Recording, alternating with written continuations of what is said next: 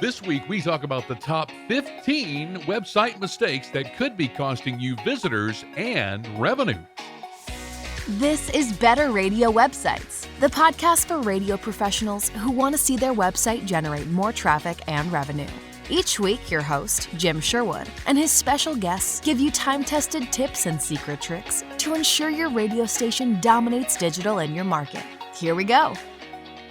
Hi, it's Jim. Welcome to Better Radio Websites, the podcast that wants to help you get more visitors and the most revenue from your radio station website. And because that is our mantra, this week we're talking about the top 15 mistakes that could cost you both visitors and revenue. And we'll offer a few ways for you to correct those mistakes. Hopefully you're not making any of these mistakes, but chances are you probably are.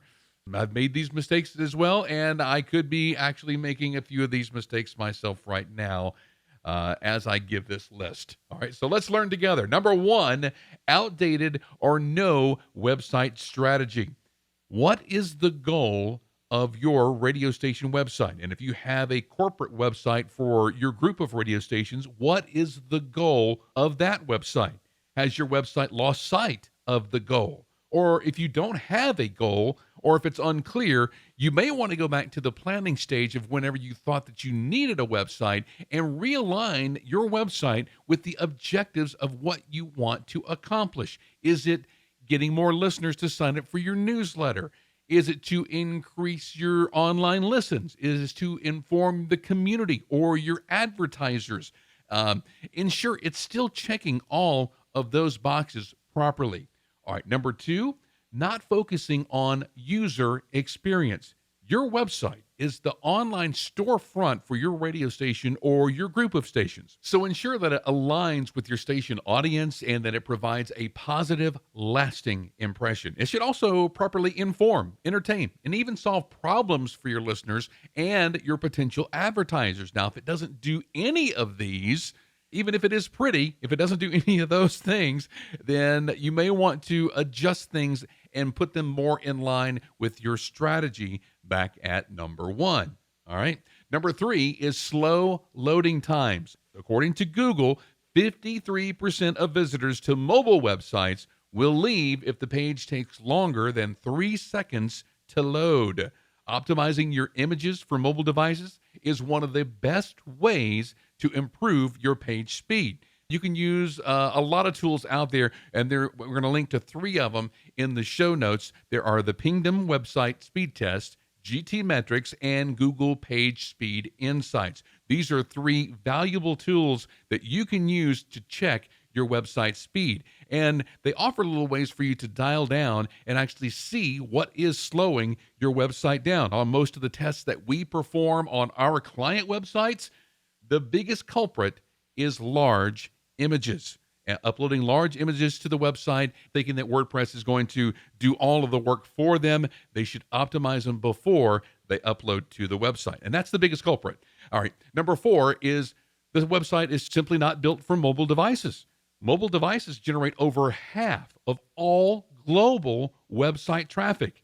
And your website must employ responsive design practices to look great on every device, even the huge big screen TVs.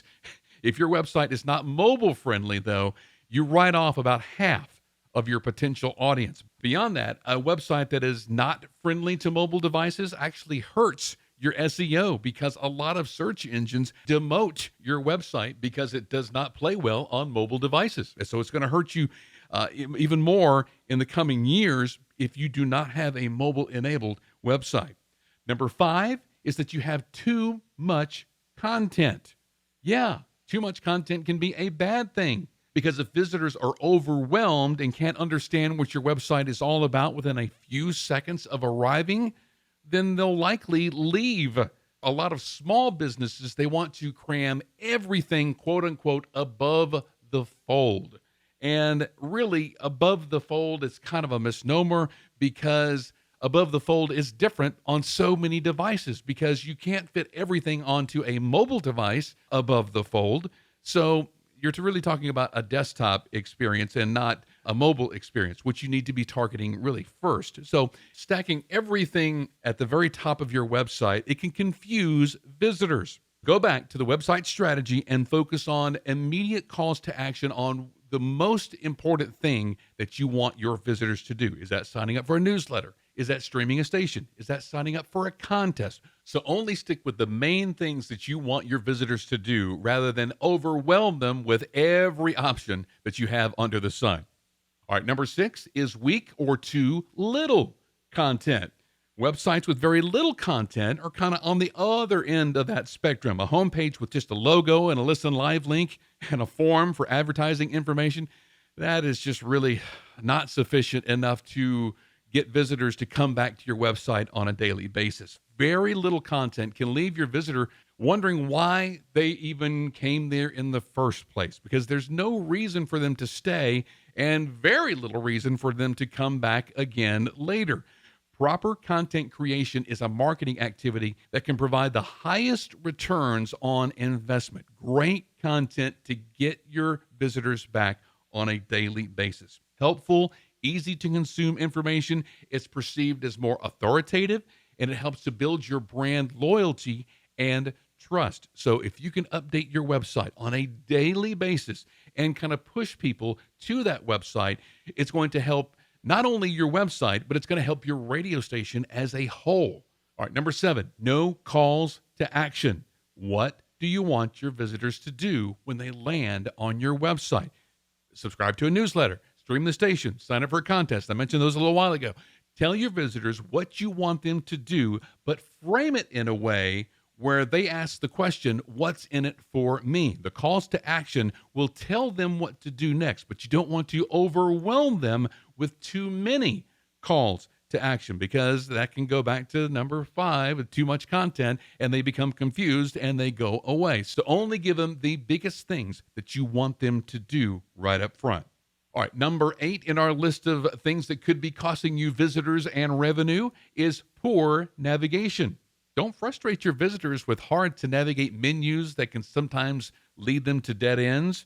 Strong navigation is intuitive, simple, and it makes it easy for your visitors to find exactly what they need and to return from where they were previously if they want to go backwards.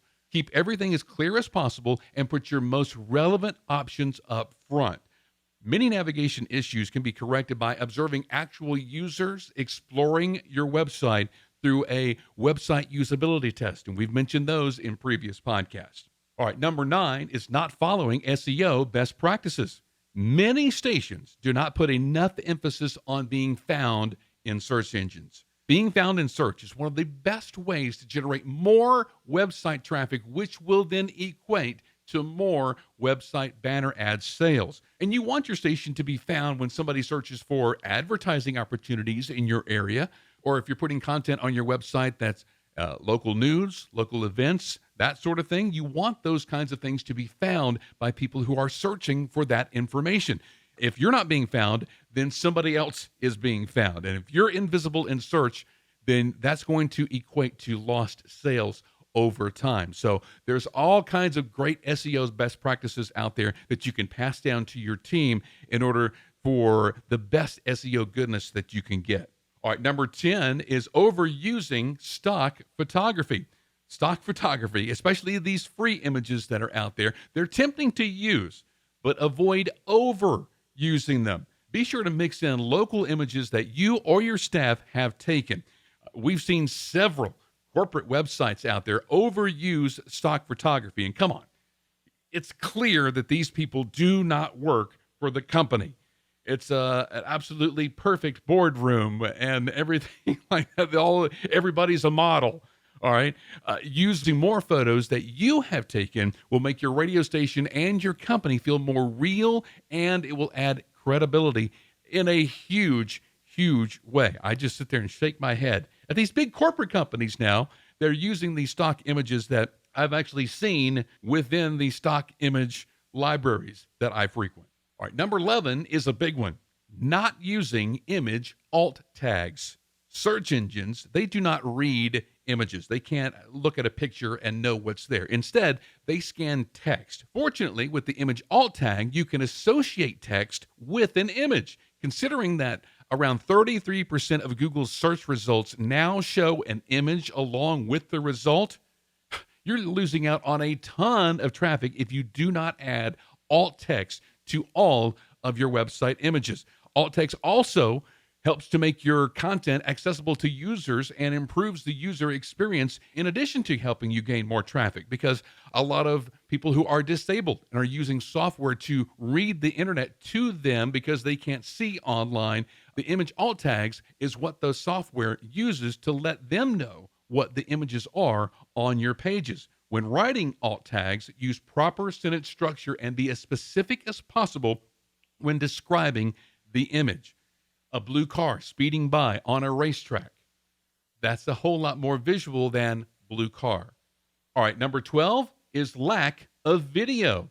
Over 87% of marketers who have used video on their website say that it's improved their business-to-business traffic and conversions dramatically. So when marketing to new advertisers, you may want to include a video presentation as well. Now, this may not be something that your daily news person can add to your website, although it would help. We have seen radio station websites actually take their newsman, record their news in the morning, and then place that on YouTube and then put the YouTube video on their station website, and that gets updated every morning. And they've seen traffic and subscribers, YouTube subscribers, from making videos like that. So that could help you as well, not only with your marketing website, but your radio station website as well. All right, number 13 is too many or too little ads on your website. Now, advertising is necessary for our business. However, too many ads or noisy, flashy ads can frustrate your visitors and actually make you lose visitors. So analyze your ads on your pages like a hawk. Now, take the fact that you're getting revenue from those ads just totally off the page. If they annoy you, even the slightest, then they're going to do the same for your visitors, and then your visitors may not come back if they see something that annoys them. So losing a sale by turning down a flashy ad is much better for your website in the long run, because if people don't come back to your website thinking that they're going to see a flashy ad, then it's not going to do well for you long term.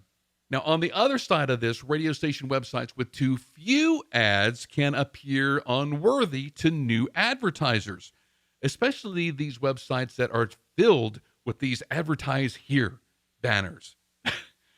Do not do that.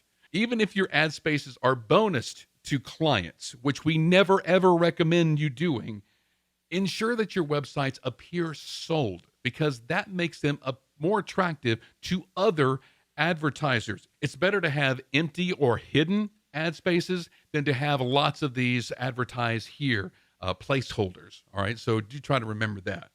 Number 14 is not tracking analytics. Web analytics, they are essential because they help you better understand your visitors and how they interact with your website. Unfortunately, 75% of all small business websites do not use analytics tools to track performances. We've spoken to many owners and general managers who said that, yes, they have analytics on their websites, but they've never looked at the data. All right, you have to think of your website as an investment, and you don't know how that investment is doing unless you analyze the progress and you measure success. And the only way to do that is to look at your analytics on a consistent basis. I mean, focus on the metrics that align with the goals of your website. For starters, track and analyze your unique page views, time spent on page or on website, the number of returning visitors, traffic sources, where your folks are coming from, that sort of thing. And if you have any national buys, a lot of them are going to be asking for those specific metrics in order to advertise on your station website. So it's good that you are at least familiar with those terms and those numbers so you can get that sale. All right, last in our list of things that could be costing you visitors and revenue is no ongoing optimization plan. Your website might be effective right now, but what about tomorrow? A neglected website can get old very, very fast, and search engines are constantly tweaking their algorithms. So, if you have no plan for an ongoing website optimization, keeping it updated on a consistent basis, any early gains that you've made can be lost over time quickly. All right. So develop a clear, ongoing plan that adheres to your corporate strategy. What do you want people to do? Track that progress, create monthly goals with key metrics, and ensure that everyone knows their role in that plan.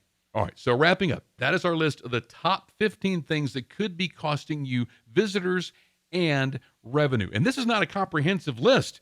It's a great starting place, though, for you to start examining your website. Are you guilty of any of these mistakes that could be costing you visitors or revenue?